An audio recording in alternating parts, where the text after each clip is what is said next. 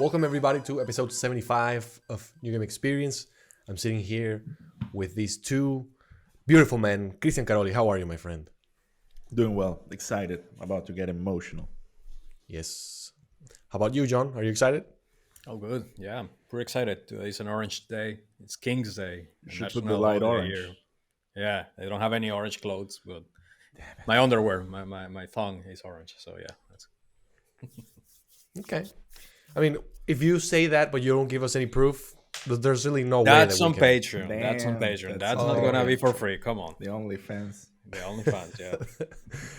New Game Experience on New OnlyFans. game Oh my God. XXX experience. Triple X Triple Experience. experience.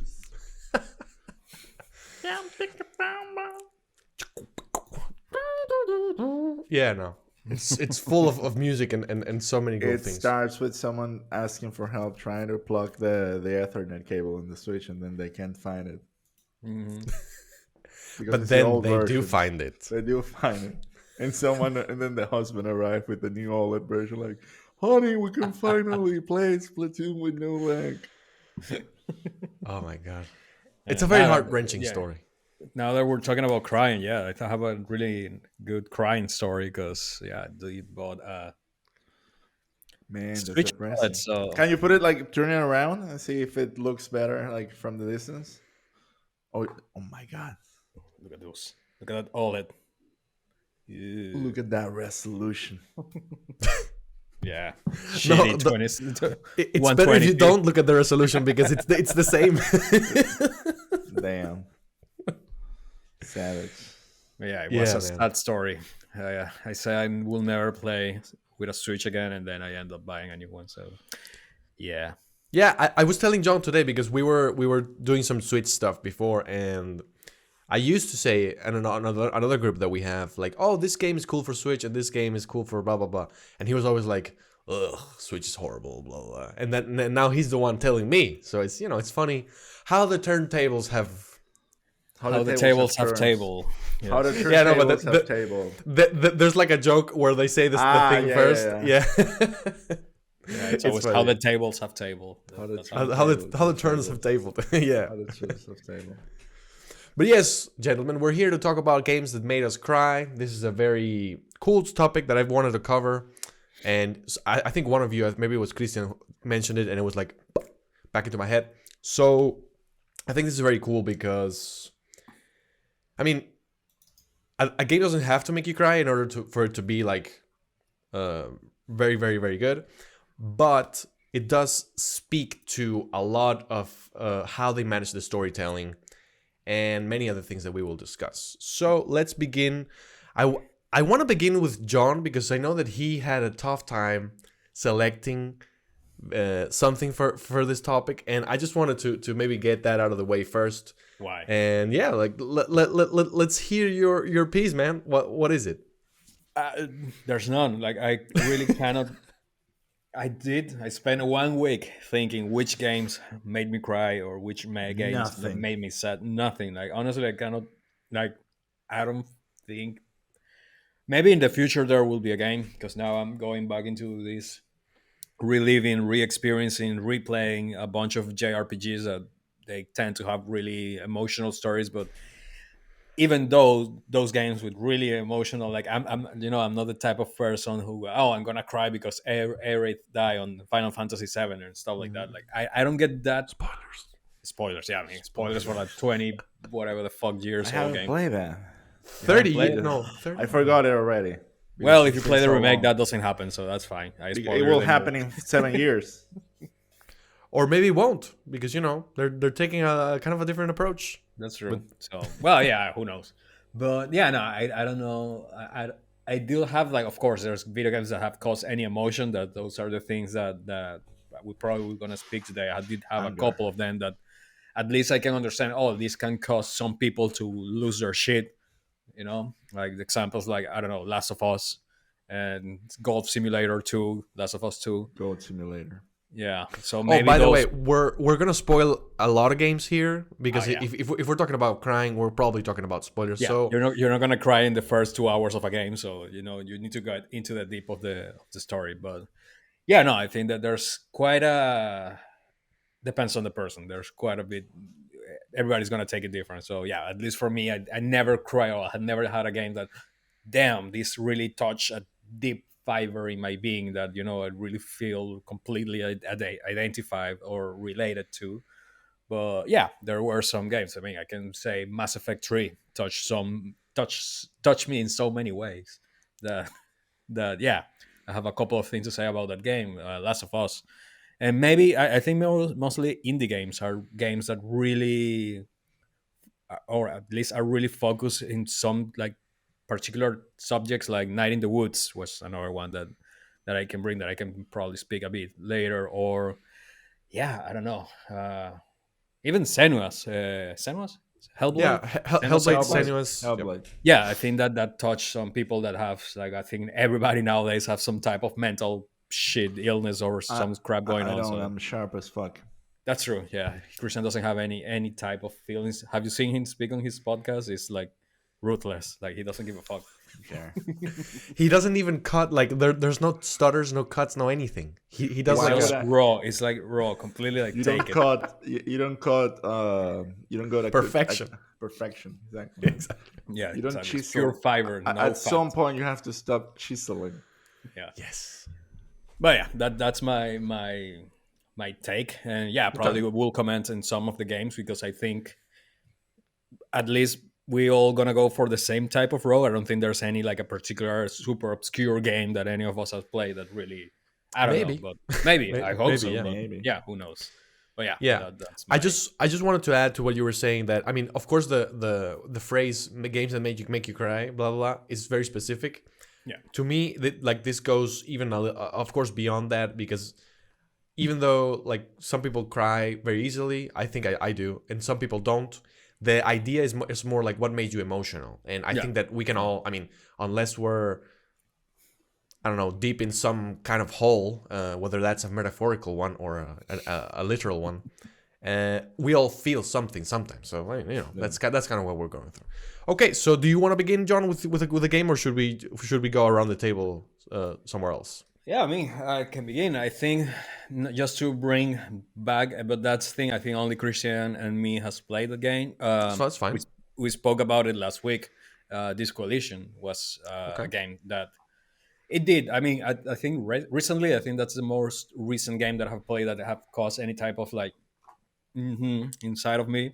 Mostly because, yeah, as we spoke last episode, like they really touched a lot of like nihilistic subjects, and a lot of like life doesn't have any purpose, life doesn't have any meaning, etc. So as somebody, which I don't think it's a secret here, but somebody who's deal with severe depression and PTSD and all that bullshit like myself, uh, a bunch of those subjects really vibrated with me. Like a lot of like, like the Charlie. Well, I don't want to spoil the name because you need to play the game, so But a lot of the things that the protagonist is dealing with, all of this self pity, self doubt. Like he honestly believes.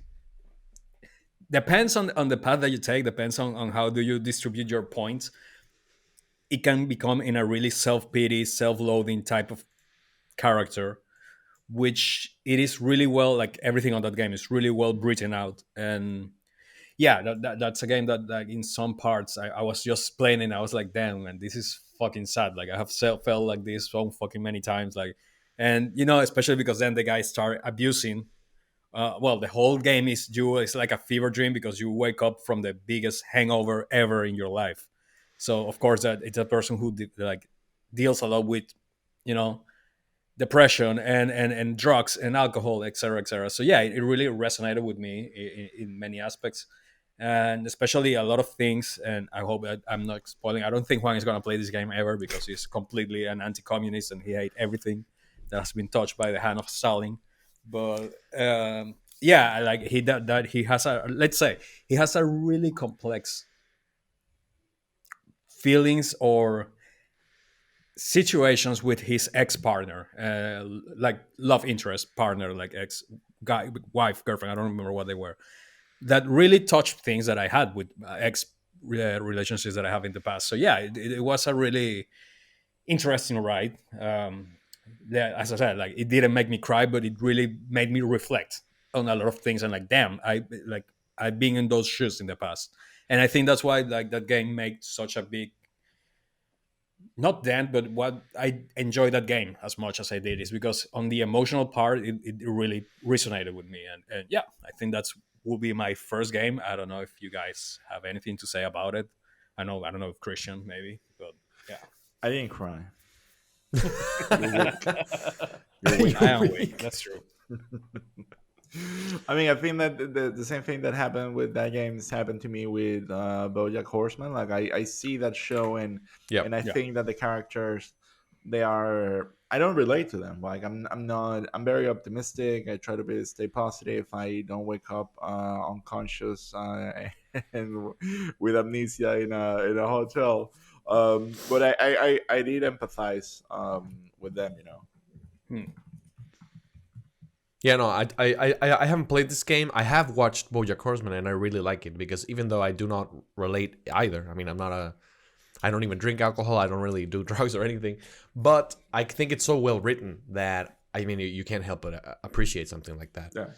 And in the case of John with Disco Elysium, I think that I mean, it's funny because you kind of set our expectations up to like, oh no, there's no emotions here, and I think that what you talked about is actually really deep because you kind of saw yourself in some of these situations, and I think that that's really cool, and that's something that games and of course also movies or books or whatever um can like wake things up in ourselves and Yeah. maybe help us see things from a different perspective, and I think that that's pretty powerful and pretty cool, and that's Yeah. actually the whole point of the episode. So I think that that's awesome. How about you, Christian? What's your first game? Well, now that we're talking about games that you can heavily relate to the character, I think that the last God of War, I would just see myself in the same image and appearance of Kratos and like his raw power, and you know relentless personality and drive, and it was like, wow, is that me? I feel exposed. No, but like really, that I think that game. I mean, now that we're going kind of like in the sense of like games that made you cry, I think that one was a game that I connected with philosophically because I think that it's a game about kind of like like letting go and trying to tolerate other people and dealing with grief and I think it's a very emotional game. I think that the ending where you like it's the kid just going carrying the ashes and the whole "you're ready now" kind of message it was pretty powerful. I think that as a game, obviously, like it seems like it works. They approved a sequel. I heard that it's coming out soon. Probably. And yeah, most likely. And I think that it was a triple A game. It was action packed. It was just like absolute triple A mayhem, but still had like these moments of like these two people that they're like fighting next to each other and like trying to achieve the same goal. They're just so far away. They just don't connect. And then when they finally do, it's just to say goodbye to someone. I think that was pretty wholesome. It's a game that like when you're finishing it, you just sit there being like, wow, I made it. Like Yeah. doesn't end with a bang. And it's a bit contrast with the other games that were just like kind of like power fantasies. 100%. Yeah, I totally agree. I think I mean, that is probably one of my top 5 PS4 games because I thought it was completely a masterpiece. And what you're saying about like it comparing to the previous games is funny because I think I've talked about it on this podcast, but I think that it's so good how they used their own legacy to kind of elevate this game. Because it's not like a reboot where it's like, okay, clean slate, forget everything that came before. They actually kind of bring all of this in, and I don't really want to repeat myself because I know it can be boring, but I thought that was one of my favorite things of that game. I don't know It's like if Kratos is cancelled and then he's just like going around with his shame of like, damn it. 100%. Yeah, you're absolutely right because it's like, and it's funny because I think that there is a lot of meta levels to this because on the one hand you have Cory Barlog, who is the director. He he was like a new father when this game was in development. So I think that there's a lot of parallelisms there. But also, one of the things that was mostly criticized about Kratos in 1, 2, 3, 4, Ghost of Sparta, and all of those games, because it's like 8 games, it was that the fact that Kratos was very immature and very one note and very like revenge only, and like you said, power fantasy. And here, the character himself is ashamed of that behavior. So I think that I mean, it's very awesome how they grabbed things that were criticisms of the previous games and maybe even mistakes, and made it so that this game was even better than it could have ever been. So yeah, it's awesome. John, did you want to say something? Nah, they just took a single guy and then put a woman in his life, and then he became a pussy. That's all. But yeah, And they killed her. Is this a Christopher Nolan movie? yeah, no, but I do agree. Like, I do think like if you're a parent, like I honestly cannot put myself in those shoes because I have never been a parent or a father That you of know of. anything that I know of. I mean, yeah. But yeah, I think it will hit different if you are, and if you see like the Racing Kratos documentary, like you can understand a bit more the position of Cory Barlog when he was doing this game, and you kind of understand. And so yeah, if you're a parent, and the thing is, like a lot of people, like let's say normal people who played this game, they played those the God of War games when they were teenagers, and they are now parents. So probably for a lot of these people, it hit completely different. But he got divorced, so he didn't love his wife much. Oh, I didn't know that. I didn't know that. Yeah, but he didn't divorce his kids, so that's the thing. True. Yeah? That's true. Yeah, he got divorced. Like, but now he's American, so now they're doing like one of these weird like co-parenting thinking where like they have 2 houses next to each other and whatnot. Like, well, I mean, I co-parent. if you're the leader of Santa Monica Studios, I think when it works, it works. So. When it works, it works. Yeah, it's fun. And I love that you mentioned Racing Kratos, because I was going to forget that, but I actually wrote it down in my notes because I don't really remember if I cried during the game, but watching that documentary, I could not help but crying in the scene where, what's his name? The guy who plays Kratos? Christopher Judge. Christopher Judge. He's an amazing actor. He's been like in The Dark Knight Rises and stuff like that. And his performance is not only incredible, but there is a part where they make an emphasis on this scene, of course, spoilers for God of War, where when he's searching for the Blades of Chaos, that he digs them up, and Athena comes up, and she's like, putting him down because he's a monster and everything. There's a scene where he says like, I know I'm a monster, or something like that. I wouldn't really want to spoil it because watching the moment is really, really awesome. But you can see how Christopher Judge, he got so deep into that moment that it he couldn't help but cry when he was speaking about it and telling the story. And it's just amazing. And it's amazing because you see how, even though these people are actors and they're all playing make believe and stuff like that, there is something real in there that we're getting a taste of. And when you get a performance like that, even if you don't know about all this story that I'm talking about, it hits differently. It kind of drives the point across in a much more authentic way, and that comes through the performance and everything. So I think that documentary is not only free. I mean, you can watch it on YouTube. It's really, really worth watching if you're a fan of this whole thing. Yeah. And and I think like it's pretty easy. Like I don't know if he's a father. He probably is. He is. Yeah. I do honestly think like even though I think everybody here has some issues with their father figure or like family figures, like I think the three of us are kind of fucked up in that thing. Like I do think, or I like to think, that at least when you're a parent, you always feel that you messed up, that you are not good enough for your children. I think that's a thing. Like not that many people speak about it, but I do think, especially on the F5, because we're all men and we're really toxic and everything.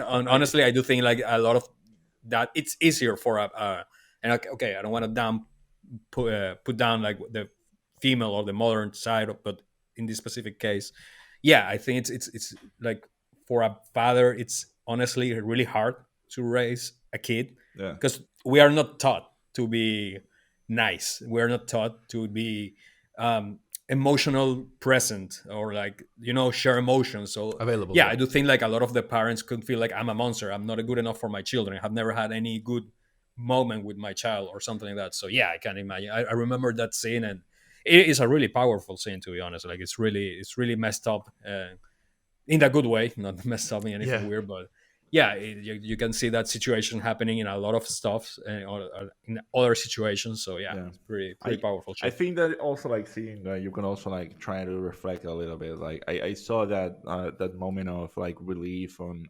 Kratos once like they get rid of the ashes. Kind of like my job here is done. So I don't know. Like it's also kind of like in a way, like I think that I don't know. Like I usually think about kind of like also like my relationship with my dad, and like he went he died the way that I would like to die, which is like on his sleep. Not unlike the rest of the passengers that were screaming.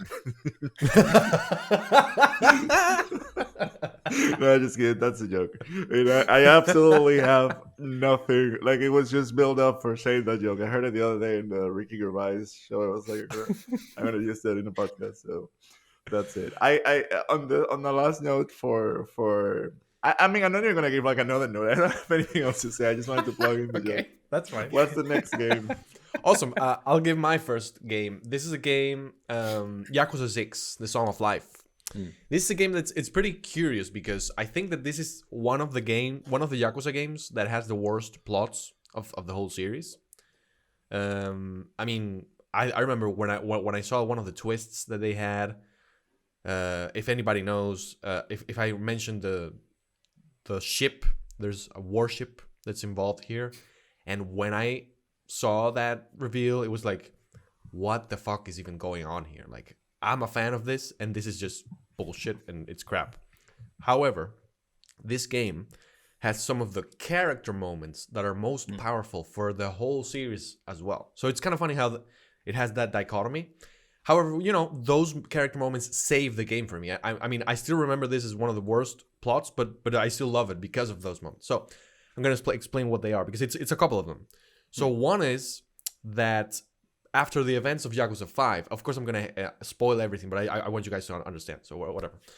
After the events of Yakuza 5, Kiryu, I think he has two options. He either can go to jail or be absolved in one of these like extra judicial ways of corruption and whatever. He decides to go to jail because he wants to ultimately spend time with his family of orphans. He has an orphanage with all these bunch of kids who are not really his, but it's like a whole love thing that they have. So whatever. And he decides to do that. So he goes to jail. He spends, I think, like 3 years there, and then he comes out, and his, let's say, adoptive daughter that comes in Yakuza 1, and she's always like a part of his life. She's like missing. And then she pops up, but she's in a coma, and she had a car accident and everything. And one of the big twists is that she has a son. And there's this little like 1-year-old baby, or even like more young than that. So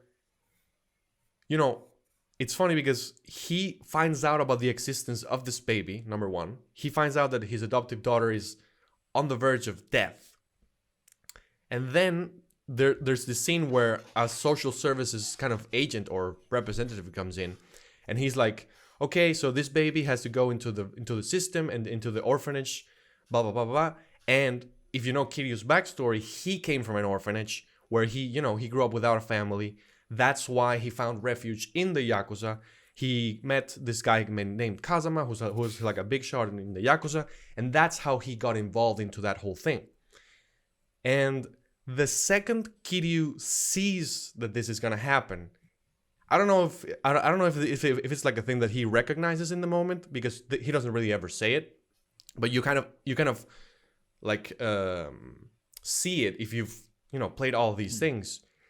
Immediately, his first like reflex is to kidnap the kid and not let him go through that thing. And he even like starts fighting this guy who's been your friend like for 4 games now.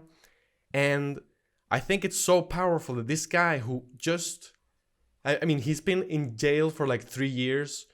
The only thing he wants is to like be with his family, and he puts all of that in jeopardy just to save this baby who he doesn't even know. Who, I mean, it's of course it's like his adoptive what's the word, grandchild or something like that. Yeah.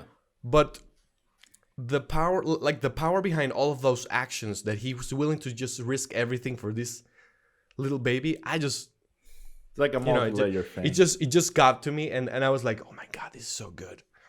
And I don't know if you remember that moment, John, because I know you played it as well. Vaguely, but I just don't like You know, it's children. like, I didn't give a fuck. Yeah, That's the I side just don't quest. like. I hate kids in video games. I hate kids in real life too. So for me, that's completely like a fucking baby. Like that's Well, gonna you be the don't thing. know. But It's yeah, Juan is an orphan. you imagine like he's an orphan. He was raised. No, but like, yeah, I mean, to me, that whole thing was so powerful, because it just demonstrates the character of the character.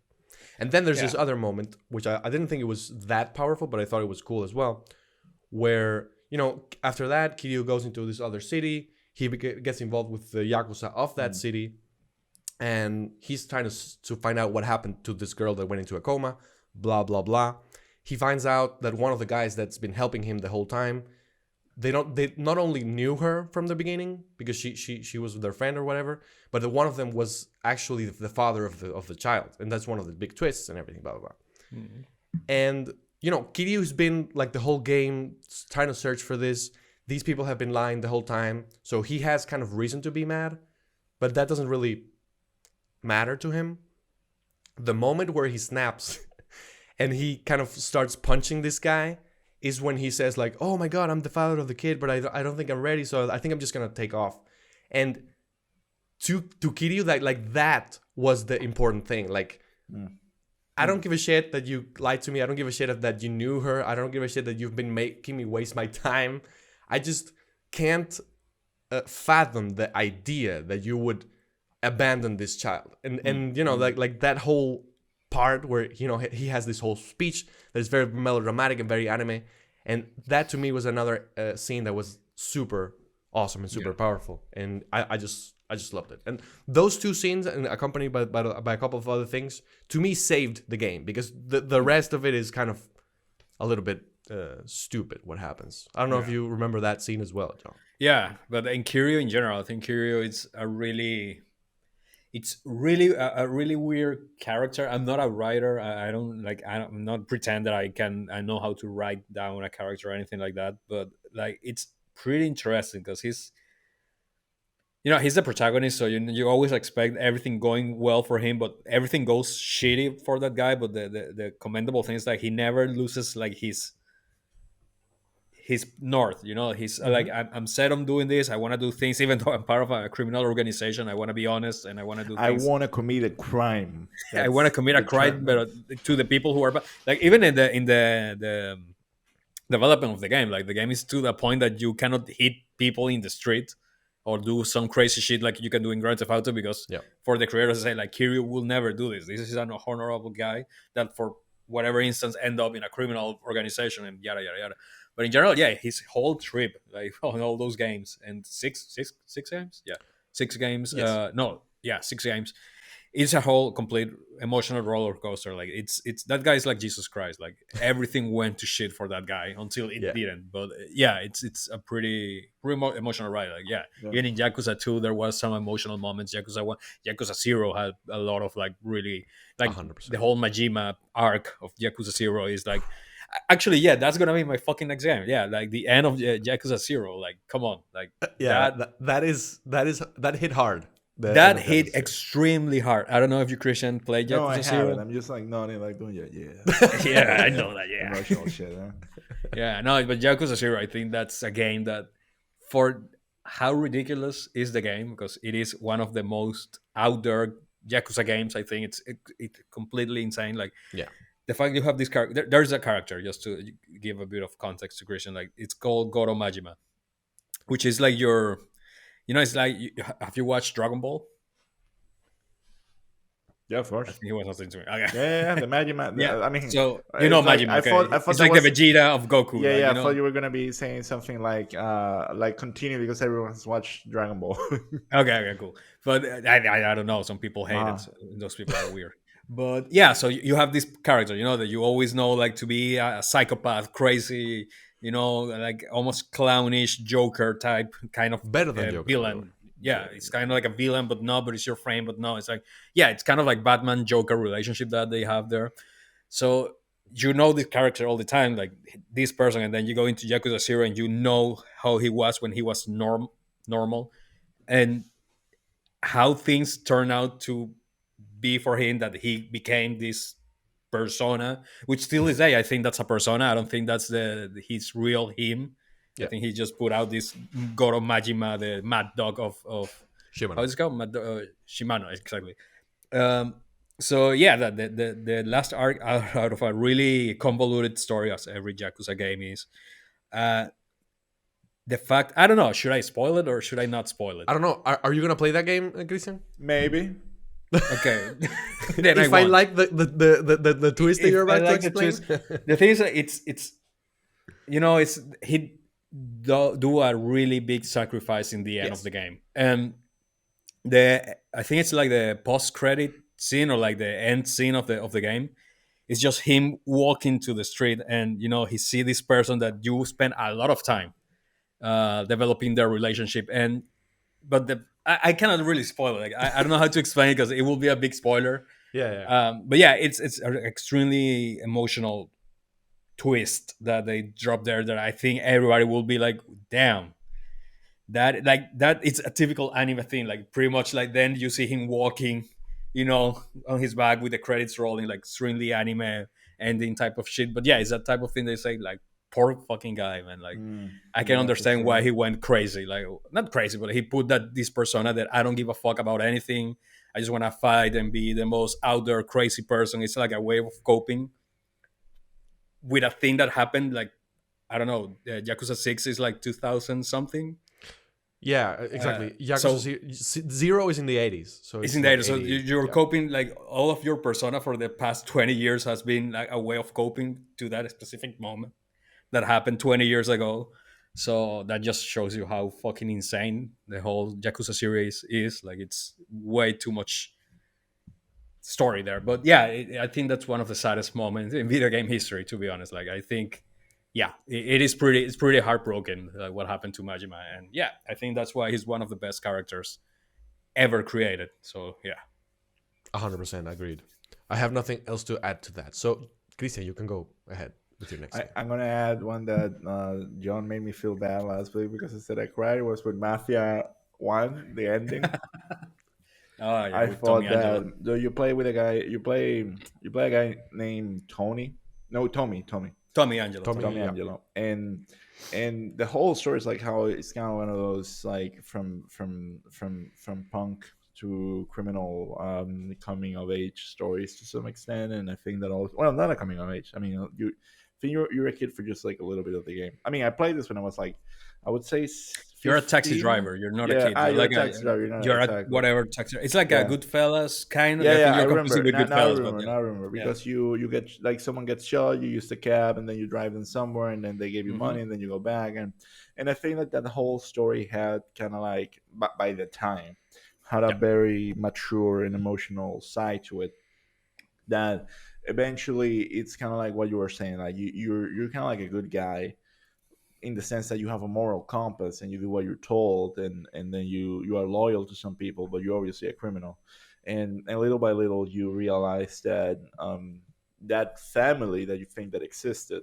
no longer exists, Mm. and that all your loyalty was in vain, that you were being used when not, and then you decide to do the right thing, and it seems like it's going to have kind of like this happy ending, but at the end like the whole thing gets you like from the you get everyone in jail, but then like someone orders you to get killed even though you're in witness protection, and I remember Mm. like that death felt like damn, it was all for nothing, kind of thing, like his days were numbered, like nothing made sense, and I think it was also like sad how he put him like at that point you're almost kind of like an old man, and it's like he paid he paid the price, like Mm. it seemed like there was no redemption, and I remember like it made me I cried a little bit, and it was kind of like the first time that game would make me cry. Like it was just like, it's over. It's it wasn't like oh my god to kill him.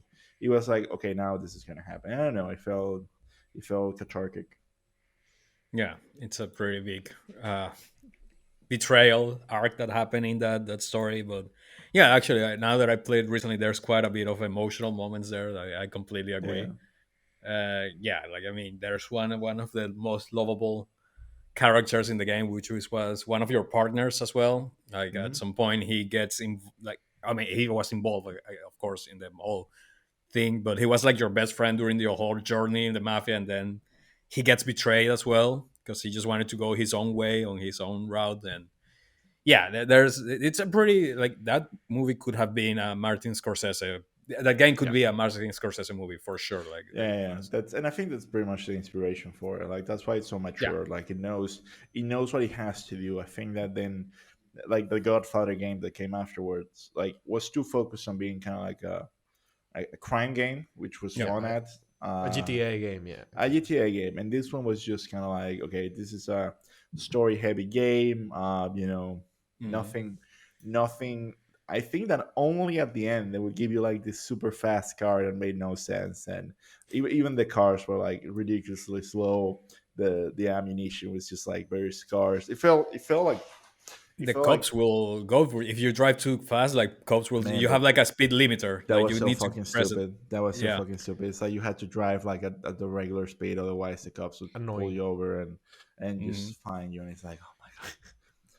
But I think But that was I English. enjoy that. Back in the day, I'd really enjoy it, and even Yeah, nowadays, I put the limiter and I was driving because I'm a weird person. I enjoy driving in this type of games. Like I hate Grand Theft Auto 5, but I do enjoy driving like a normal citizen in that city. So, but Well, yeah, John, you're a fan of like SnowRunner and these yeah, I simulator enjoy games driver too. limp simulator. I love driving. So like, yeah, that for me is like a thing that I enjoy. So I'm weird like that. That's my emotional moment. The cars that got exploded on Mafia.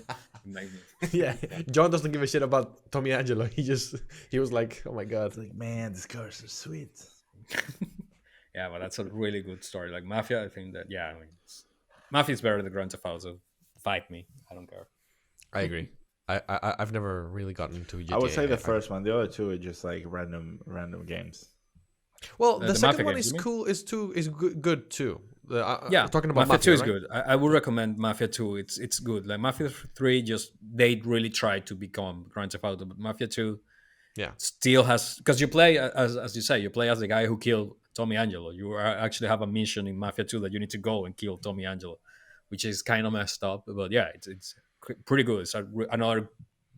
It's like the Godfather 2. It's not at the level of Godfather 1, but like it's pretty similar to the Godfather trilogy. Hmm. So, and then Godfather 3 is yeah, and Mafia 3 is a piece of shit too. So yeah, maybe that's why they did it like that. You know, maybe yeah, or just could be. you are not meant to do Mafia trilogies because they go to hell. So yeah, Exactly. Well, my next game is going to be Nier Replicant. This is a game yeah. that I recently played. I had a tremendous time with it. I loved it. It was one of my top games last year, definitely. And the game is very.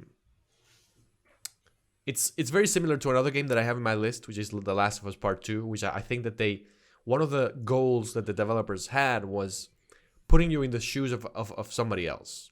In this case, they do like remember all of those baddies that you defeated in all of the games that you've played throughout your whole life? What if they had a life? What if they had a family? What if they had a blah blah blah? It will make And it better to kill them, sir. yeah, exactly. Well, I mean, I know that sometimes that this part of Yoko Taro's works gets somewhat criticized because it's a little bit like too heavy-handed or a little bit too like even the ant that you kill has a family and I understand that criticism. However, I think that I understand what he's trying to do, and I just kind of let it drive me a little bit, and I kind of let go and not really criticize it that much because I do think that it's a very fresh take in an otherwise very samey industry in regards to this kind of thing. And I do think that this game, to me, made a better job doing that than The Last of Us. I mean, they're very different games. Comparing them doesn't really make sense. But just to summarize it, and I don't think I'm gonna spoil it, but whatever. You do this first playthrough where you just do this game that is kind of a very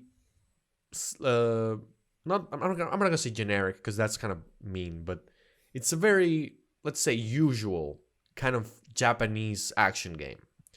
And then in the second time that you play through it, where you don't really play through the whole game, you play through the half of it, you acquire the ability to understand the monsters. And I kind of saw this coming because there are a lot of scenes where you kind of see a monster like speaking in their weird tongue, and nobody else is doing anything. So I'm like, okay, this is probably going to be something that in the second playthrough they're going to play the dialogue underneath. I'm going to understand what they're saying. And that's exactly what happens. So for example, there is a part which is the one that I highlighted here, where you go to a desert, and in there you find these wolves. There's this I don't really remember the name of the desert part, but that doesn't matter. And when you do it, they kind of, spoilers, kill a princess, and they do this thing, and they're kind of like the Facade is villagers the name. are. Sorry, I just Sorry, facade. what? Is, facade. Oh, Facade is the name of facade. the Correct. city. Yeah. You're Yeah. absolutely correct. And that you hear from all these villagers that they're killing people and killing even like children. And so since you're hearing all of this, you're like, oh my god, these wolves are monsters. What the hell's happening?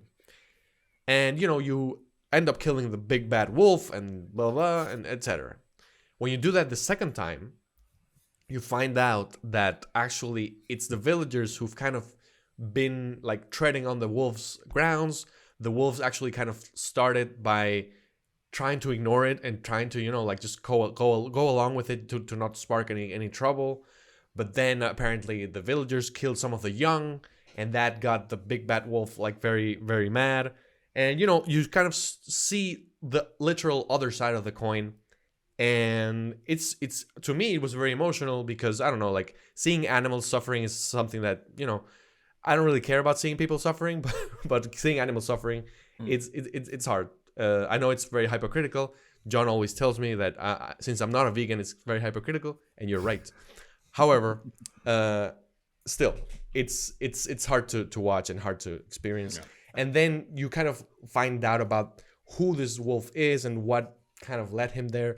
And it's a very emotional scene, and I'm not afraid to say that I totally cried. They do play the same tricks with the robots in Nier Automata. Like you're killing them, slashing them, and suddenly when you see the other perspective, it's like they're children. Yes. And you're like, fuck. I don't know. Even like the whole story. I think that's also kind of like a very emotional game. Like the whole story with the ballerina boss, that you realize that when you're playing as B2, you're just like smacking her ass, and then when you're playing with what's the name of the kid? Nine S or 9S. 9. Exactly. When The you're hacker playing boy. with 9S, he's like reading into her thoughts, and you're like, oh my god, there's a character behind it. It's like sentient intelligence, and you're like, wow, and it's struggling, and it's very emotional because it's like something that you don't expect to find there. And I think that's one of the reasons why some of these games hit harder, is because like you don't expect those moments to be there. So you're like a little you're a bit more vulnerable because you don't have this idea of like, oh, this thing gonna make me cry, or like, oh, this is coming. It's just like, wow, this, and it's something that already happened. Like, so you already had your biases, and I think that's very powerful when games do that. And Yokotaro does that a lot. Like, it takes your biases and then shuffles them around a bit, and then things that you were expected to be there, they just change, and then it's fun when it's supposed to be fun. It's scary when it's supposed to be scary. It's philosophical all the while. So that's pretty cool. Yeah. Definitely. Yep. I do remember going to Automata because I haven't finished Replicant. I started my second playthrough, so I was aware that I'm gonna be able to speak to or understand the shades, or the it's called, like, it's pretty obvious that that's gonna happen, especially if you play Automata. You will know. Yeah. I think, but I do remember a specific point, like apart like the whole ballerina thing on Automata, like the village of robots is pretty fucked up. The whole factory moment when they become as gods, part that become like you go there is pretty fucked up. But out of all of that, I just remember one. I think it's even a side quest. I wasn't. I don't think it was any that you could completely miss. But once that you open that massive like pit on the ground, once that you discover the aliens are beneath the earth and whatever. I'm sorry for the spoilers, but at some point you will see like one of the small robots just standing there, on one of the edges of the cliff, and he's just contemplating. And you go to him, and then he started talking really cryptic, and then you go and you keep every time that I pass it, I was like, what is this dude doing here? So I keep talking to him, and at some point he's like, I don't know what I did or what was the thing, but I remember like the guy saying like, I came to realize that the life doesn't have any meaning. Again, a pretty nihilistic thing that they go there. I don't know, for some reason nihilistic shit always get me, but he's like, it doesn't make sense, and like I cannot continue life because yeah, it's like the whole thing is like nobody there has masters. Like the androids don't have the humans, the robots don't have the aliens. Like everybody's like completely purposeless, and he's like, there's no any other purpose to give, and then he jumps out of the cliff and kill himself. And it's pretty messed up because it's a robot, so you will not expect this, or you wouldn't expect to have feelings as an inanimate thing. Like you will never expect that. I don't know, that scene was pretty well. It was not a scene, it was just a part of a whatever side quest that you completely could omit. But yeah, it really got me. Like it's like, damn, like it's like this lack of purpose. I don't know what I'm doing, I don't see anything else why to live, and I'm just gonna end my life. And then the little guy just jumped, and it was pretty messed up. But yeah, it really hit hard. Like it was like, damn, like yeah, I mean, it's pretty existential crisis that the guy's going there. And yeah, that game really touches, I don't know Replicant because I haven't finished it, but Automata, it touches so many different shitty subjects. Like, and when I say shitty, not because they're bad, but like really sensitive humans things and human Yeah. emotions, but using androids and robots. It's yeah, I do think like Yoko Taro, for all his insanity, his and all his Japaneseism. I don't know if that's a word, on like, and the way he developed his games and all of that. Like there's so many strokes of genius on his games that yeah, I think that was one of them, apart from all the bigger ones that we discussed. So yeah, the whole part of the Kingdom of the Forest, I think it's called, Yeah. as well, is pretty crazy how they're like looking forward because their king died, and everybody's like aimless and going insane. It's yeah, it's the whole Emil type of thing that if you play Replica and then you understand Emil and you're like, damn, that hits different. And yeah, Yeah. it's yeah, pretty fucking great game. But Well, John did the same thing he did last time, where he kind of gave his own one. So let's go back to Christian. I think that I have two more, I would say, that are like Cool.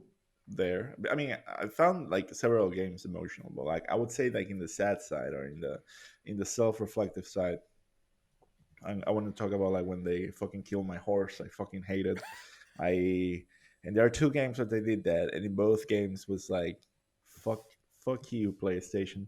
I was the first one would be Ghost of Tsushima. That one didn't hit me Mm. as hard, but that one was pretty tough. It was like, That one yeah, was bad. Yeah, yeah, that was but bad. from the moment like I was already like, thick skinned about horses, but the way it happens, like you just get defeated, like it's like you are denounced by your own uncle. You're just everything's fucked up, and like no one likes you even though you're Batman. I think that the whole game also, like, you've been through a lot of shit at that point of the game. It's like yeah, it's it's a like nail in really the like, coffin type of thing. yeah. So Yeah. so I think that that one was definitely like a moment where it's like I'm just gonna cry a little.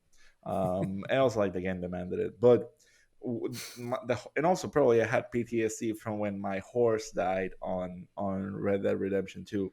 I knew it. So Yeah. I don't know about you, but like in Red Dead Redemption 2, I had the same fucking horse from the very beginning of the game. And I do remember like at some point you go in a mission and you get like a fancy horse. I lit a horse and then you pick up.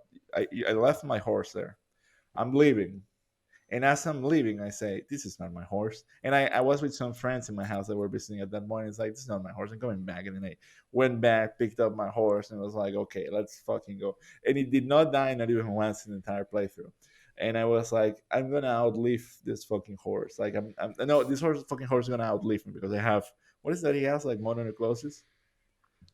Oh No, yeah. tuberculosis, No. tuberculosis, Tuberculosis. tuberculosis. Yeah, he made out with some chick, and then he Yeah. had like mono. You couldn't drink. He couldn't drink from the same glasses as the rest of the camp.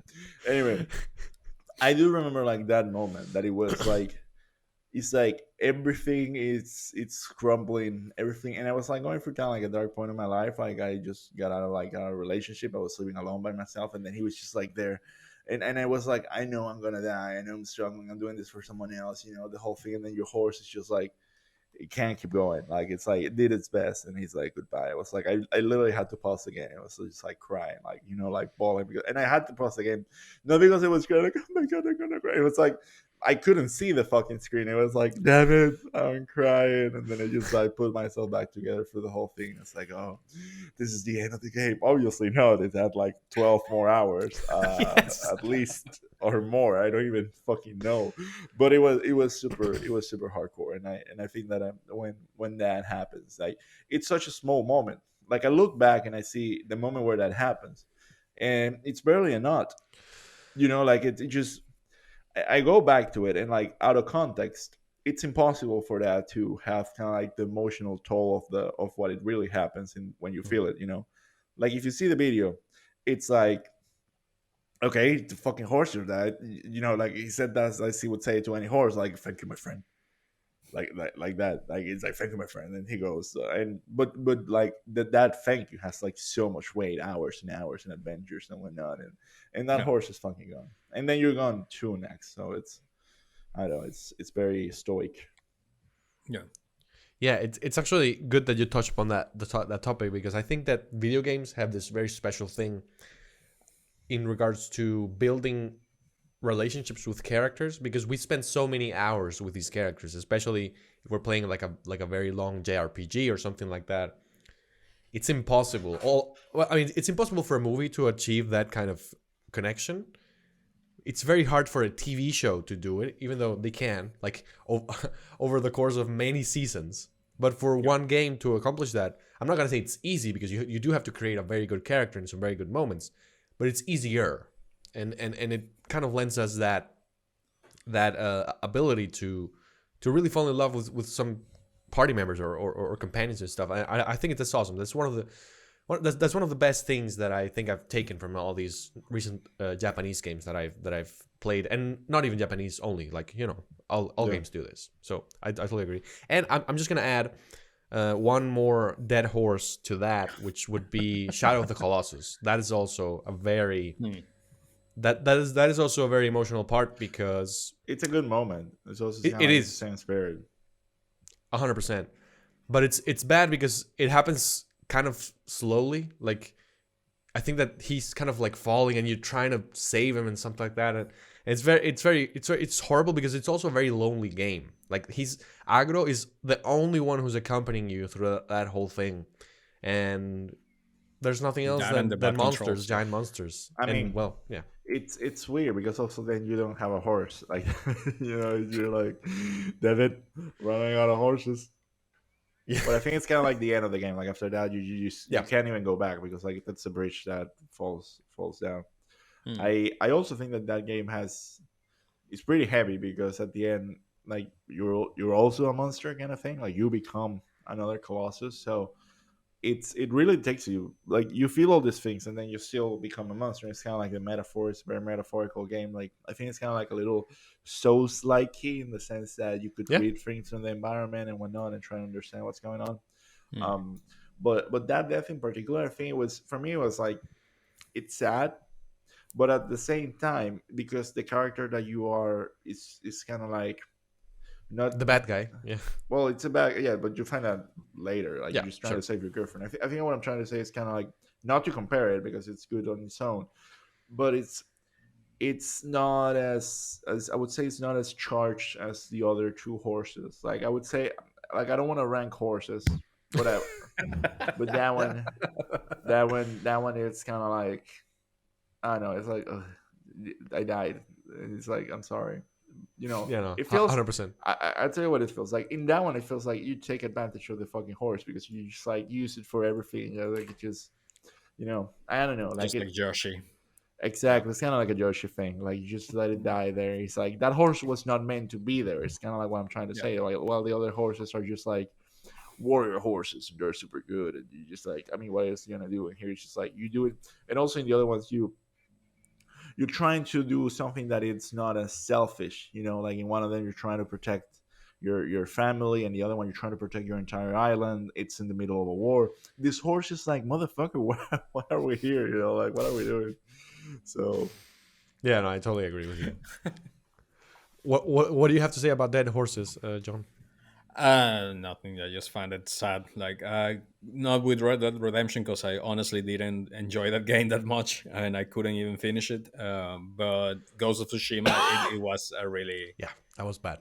I just hate it. And then they give you this other horse, and you're like, Who ugh, the fuck are you? what the Yeah. fuck are you? I Yeah, don't it's like care. name I it. don't It's like like you. you name it.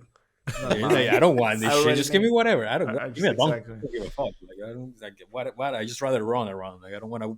Yeah. Yeah, Also, yeah. I think they made a mistake because in the director's cut they put like a fourth horse that just looks kick ass, and then he's like, "What the fuck's this DLC horse bullshit? Like it should be like organic. Like you have just three horses, you just choose one. They're like you have just three horses and a DLC horse that is golden. It's like what the fuck? Yeah. Like it's artificial. It's supposed to be emotional. Yeah, Mhm. I Yeah. totally I agree do with have that. one question, like because Yeah. now we're talking about like animals dying. How like did you cry when you were like killing dogs like a son of a bitch in The Last of Us 2? Because like I don't how do you cry with that game? Well, For I me, it's the mean, same thing as a Dark Souls. Like dogs need to die in that type of games. Like In I that hate it. one, Yeah, it's like it's yeah, also it's the like worst dog. It has the worst dog death like possible. The dog is yeah. just like. I just could I just like I don't care. It's like fuck you. Like, you're ruining my game experience. I don't want you here. You're making me people shoot at me. I don't care. You die first. Like I do. Me even being a vegan on that type of things, I'm complete. I don't give a I fuck. hate hostile dogs in video games. All of them. It's impossible to do a proper hostile video game dog. I think it's pretty easy actually, but yeah, maybe we're different in that. We're different because I honestly hate dogs in video games. Like I hate them. Start barking. Everybody then starts following you. Like in Exactly, Dark that's what I'm Souls. saying. There's not a Okay, okay. single hostile dog that you're like, That you man, feel like this yeah, is a good boss design or some shit like that. Unless it's yeah. just like by Well, I himself mean, or it's a wolf or. if you go into Dark Souls 1 and you play against Sif, yeah. I think that's pretty sad once you There's learn one the of whole those in Elden Ring as well. The one that guards Raya Lucaria. true, like the Like fox, dog with the the red sword fox. in the mouth, right? Yeah, yeah, which is pretty much, I think, inspired from Sif on Dark Souls 1. It's Yeah. probably But the the whole exact story. same model and assets and some shit Nah, I like don't that. think Sif is like a complete actual white wolf with And a it's massive bigger. fucking sword. Yeah, it's bigger. Like even the arena, it's a massive grave as well Yeah. where you're fighting it. But the whole story about Sif is pretty. And if you play the DLC, which is the what is called Artorias of the Abyss. Artorias of the Abyss, because Sif is Artorias' dog, and like they have like the like that type of like Will Smith in I Am Legend with the dog type of Hmm. Are you saying friendship. he's? Like Are you saying Artorias slapped Sif repeatedly? yeah, he kept. No, come on, that's yeah, true. No, I totally agree with you. Yeah, it's Actually, like keep my wife not, but like keep my it's wolf's wild name. mouth name out of your fucking fucking mouth. mouth. No, but yeah, it's a pretty sad. Like it's really like it's a really Mm. companionship that Artorias had with Sif, and like even you see Sif as a puppy in the DLC, Oh my and god, it's no. pretty messed up because yeah, I mean, it's not a spoiler. You fucking massacred Sif. It's a Yeah. boss fight in Dark And Souls. So actually, when he yeah. has very little life left, he moves in a way that is so. It's like a hurt dog, and once he Oh my dies, he God. gives like a last howl, something like this. It's pretty messed up. It's Did really you horrible. cry? I did No. not cry, but it really because when the first time I did it, I was not really. I was a kid. I don't understand. Even now, that understanding Dark Souls is pretty hard. But yeah, after playing the DLC and reading and a lot of body videos, prepared to cry videos, yeah, you get to understand the whole friendship between Sif and Artorias. And I mean, I still think Artorias is the best character in the whole Souls blah blah blah thing.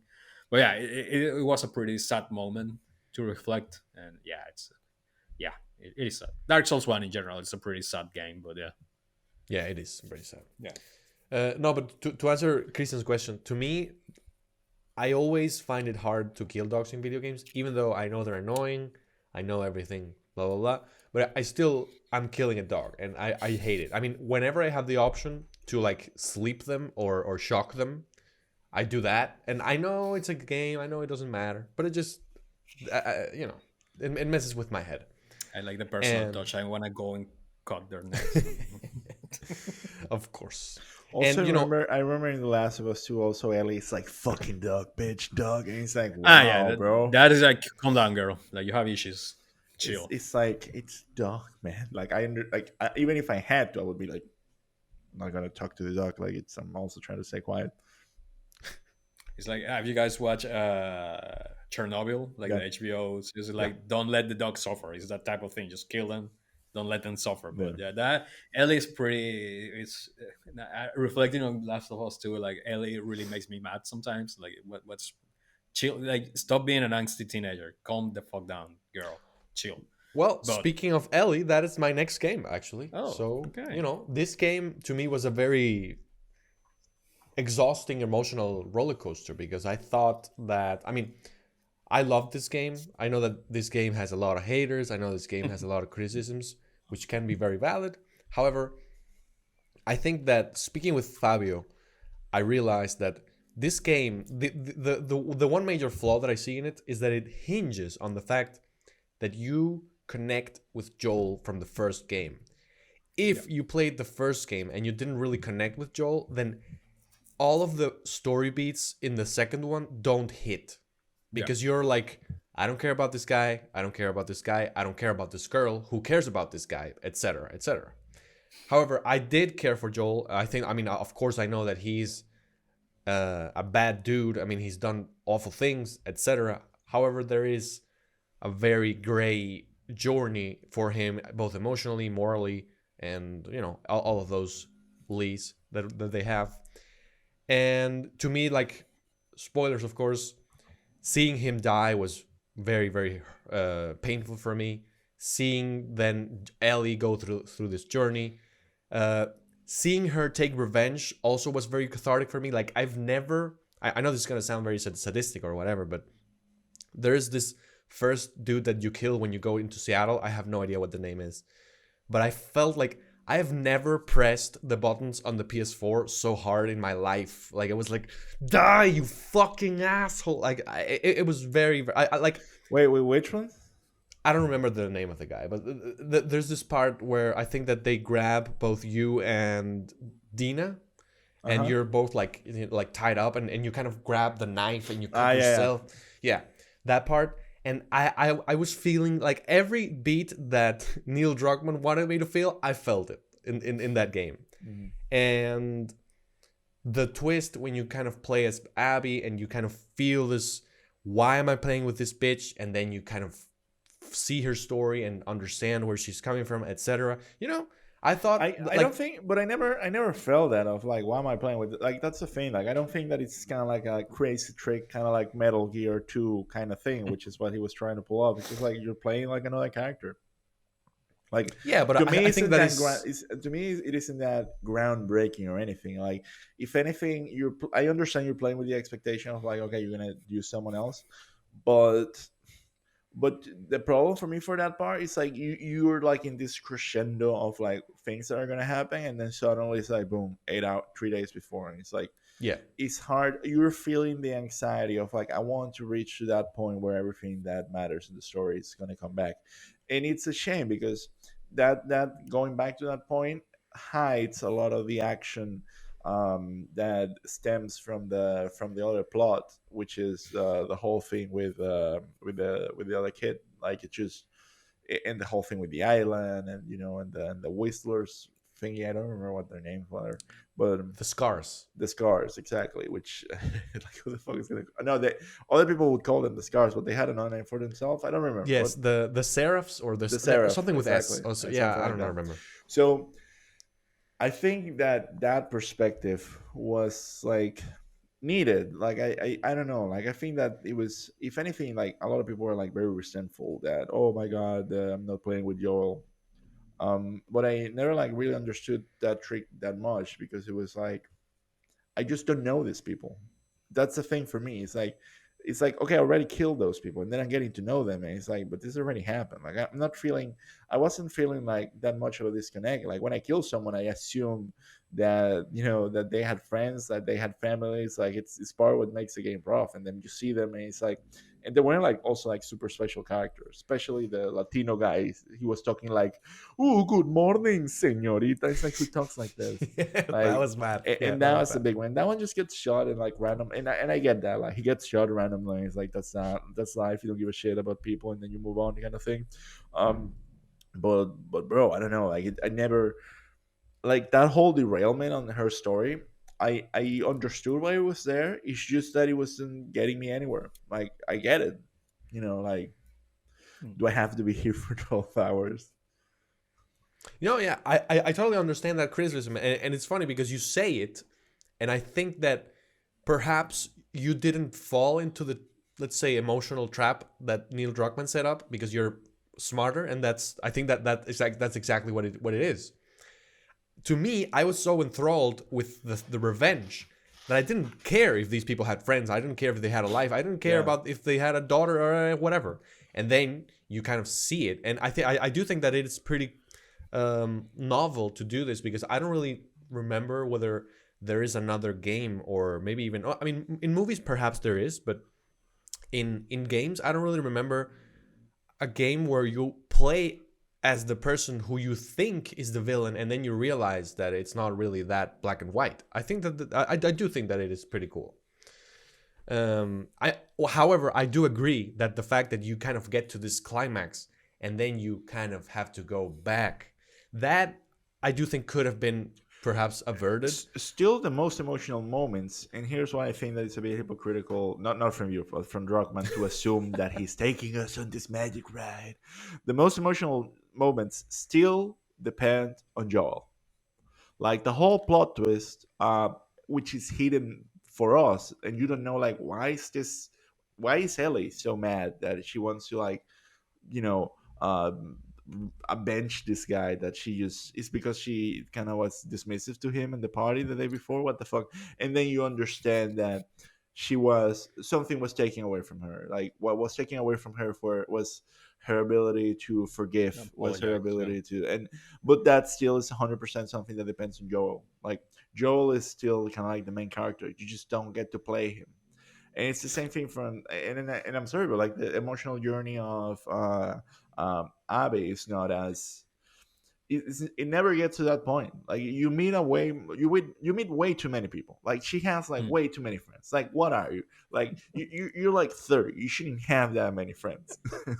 I don't know. It's just like it's so weird that she has so many friends. Like it's all these people and they're all diverse. They all get killed and she's super sad. It's like what the like I don't get it. Like it's like if Yeah, it's the end of the world. Calm down. Like, exactly, it's like it's the end of the world. Like you search for this guy like if you're so fucking happy, why are you hunting this guy down like after so long? I don't know. Like it just the whole thing to me is just like once you think about it, it feels like a little bit insane. That ruined mm, the whole thing. I still believe that the moment where Joel asks for forgiveness and he gets forgiven and then she gives him a second chance is super emotional.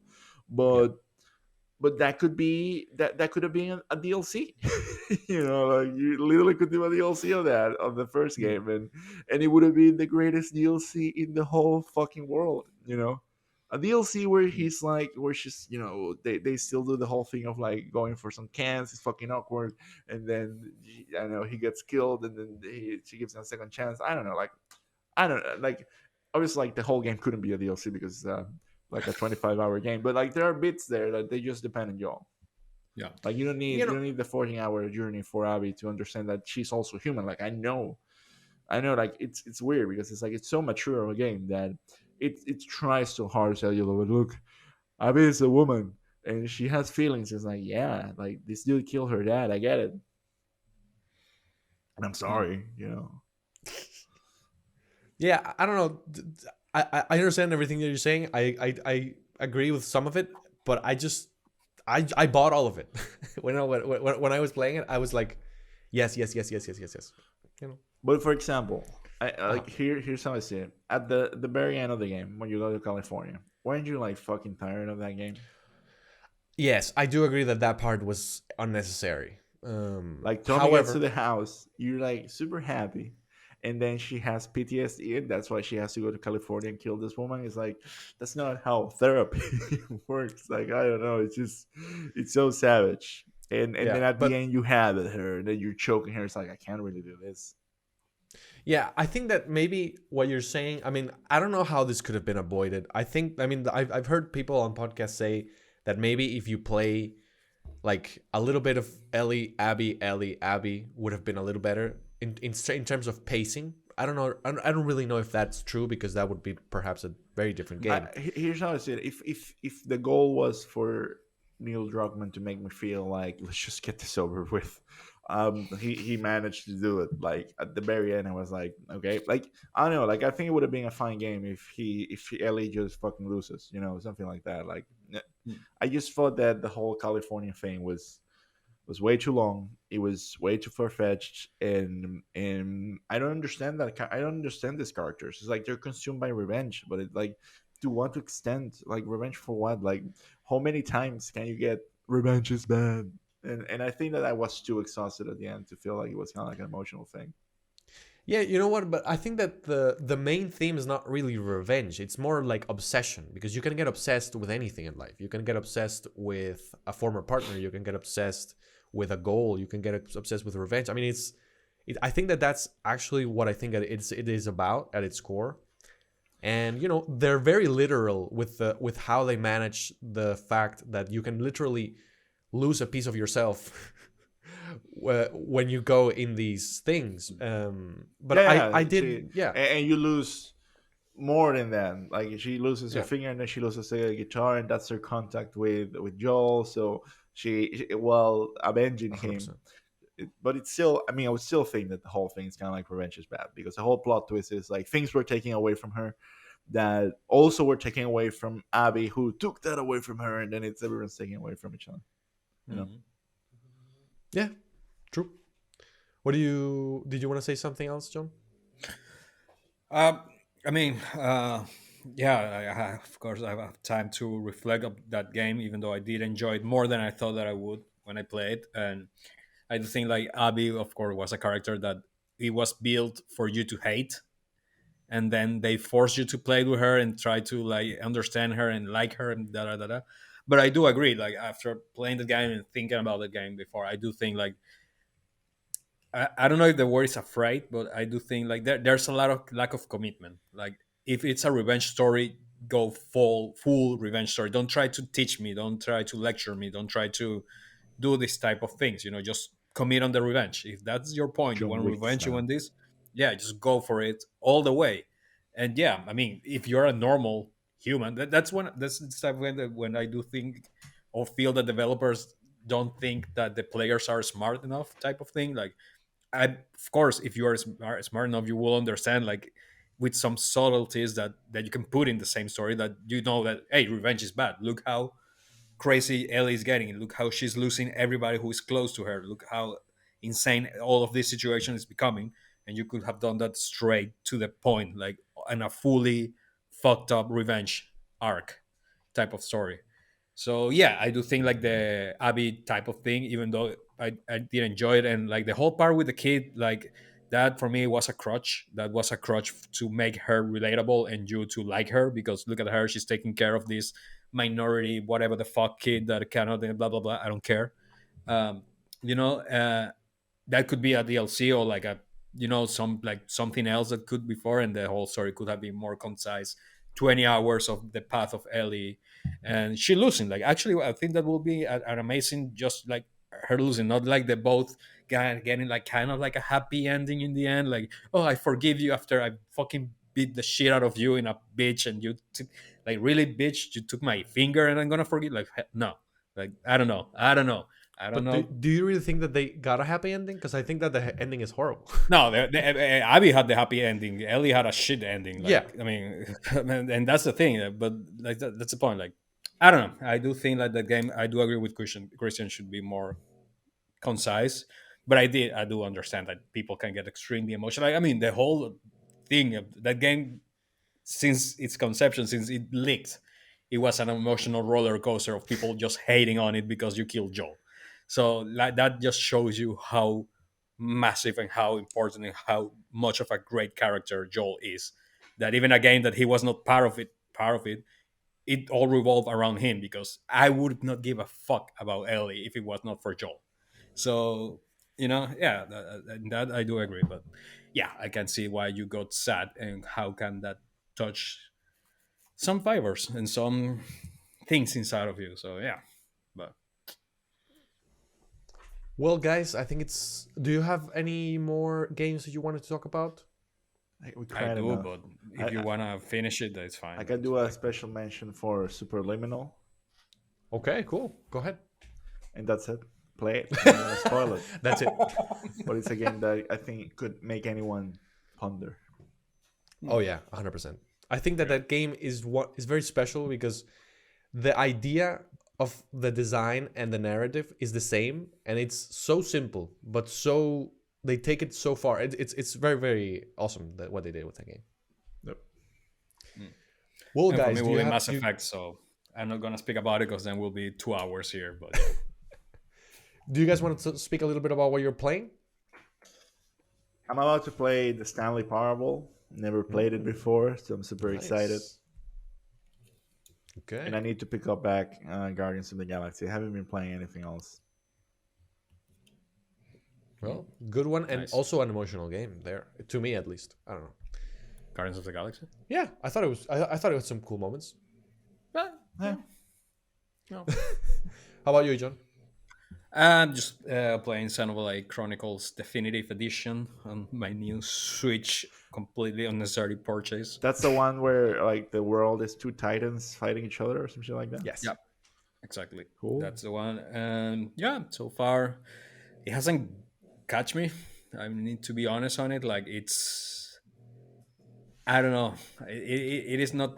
I'm like push. I'm gonna be honest. I'm pushing a bit to see if the story actually engages me and catches me. Because so far it's been rough. Like I don't really get any type of like. I don't really care, even though like the whole thing is an emotional revenge story trip, blah blah blah blah. But I don't know. It is some. It takes too long. That's the thing with Japanese games. You need to invest a lot until the things start getting like compared to Western games that it's just like yeah, we just smash somebody with a golf club in the head, type of thing. So yeah, it is so fun. The gameplay is a bit weird. Like it's not my favorite type of JRPG type of combat mechanic. It's kind of like an action action turn-based kind of. Yeah. It is weird. It's an auto attacker type of thing. So it's it's a bit weird, but I'm pushing through and Let us hopefully know. I can. I Hopefully wish it's that. good. At the Yeah, end. I think it's good. People praise that game a lot. So there's something there. So if that many people praise something, it could be not for me, but hey, maybe it's something. I just want to see what comes out. So yeah. Cool. Yeah, I also started that game, and I put a couple of hours into it. I haven't really got to the point where it's where I see the appeal. Like it hasn't caught me either. But I do want to give it a little bit more of a chance just to see what could be there, because I know that the second one is out there, the third one is coming. So I would love to love this if it lets me, you know. Says Juan, who bought recently today like 4 of the longest JRPGs in history. So yeah. Yes, I did buy all of Trails of Cold Steel because I saw them very cheap and I thought this is a steal, haha. But And yeah, the I thing also is they bought stole your time. exactly, and I also bought Danganronpa 1, 2, and 3, so that's gonna be exciting as well. And the game that I've been playing, ladies and gentlemen, because I know that we're all tired, we wanna go and have some food probably, is Nobody Saves the World. I have to give this game its roses because I think it's absolutely amazing. Dreambox Studios is an amazing studio. They are the people behind Guacamelee 1 and 2, Severed. I think they made another one that's called like Monster Blobs Attack or something like that. But they have a very special art style. First of all, they do like this caricature, or well, it's not caricature in English. It's more of like a cartoony art style, but it's very special. I love it. They have really cool music as well. But the thing that's most special about all of these games is the humor. They have very good writing and very simple humor, but very, very, very good. And this is like a dungeon crawler. If you're like Diablo style games, this is a very versatile game because it lets you kind of pick out your class on the fly. You can change it. You can also change the abilities to customize your classes and everything. So it has a lot of depth, but it doesn't go too far where you're kind of like overwhelmed. I love that about it. And I almost platinumed it because I played it in Xbox, so there's no platinum. But I only was missing one where it's like played on New Game Plus, and I really didn't feel like doing the whole thing again. But I totally recommend this game. It's a Game Pass, Switch, PS4. So go and play it, my friends. I know you two have tried it, and I know that you'll have a great time. Yeah. Well, everybody, this is the chillest game that make Juan's like really almost break the controller. So yeah, I was in a party with them, like, this motherfucking, and you can hear in the background like, like Jesus, calm the fuck down. Like, it's such a chill game. It's literally a game where you're a horse or a magician. Literally, you're a horse, and there are horse as well. So Yeah. keep that in mind. you fall in love with a horse. Talking about horses and Unbridled Love. That's the name of that. Yeah. Yeah. Yeah. In our rank. Next episode, we're gonna do a top tier list of all the horses in video games. So Games that make you horny. That should be the next one. And then we bring Carlos. and all his pillows. And it's just gonna be a monologue of Carlos. And then he talks for 3 hours and a half. And he brings his pillows and his little models and everything. Yeah. Oh my god. Well, ladies and gentlemen, this has been the episode. We hope you enjoyed it. We hope you liked what we talked about here. Please go check out hammerspacepodcast.com, which is Christian Caroli's podcast.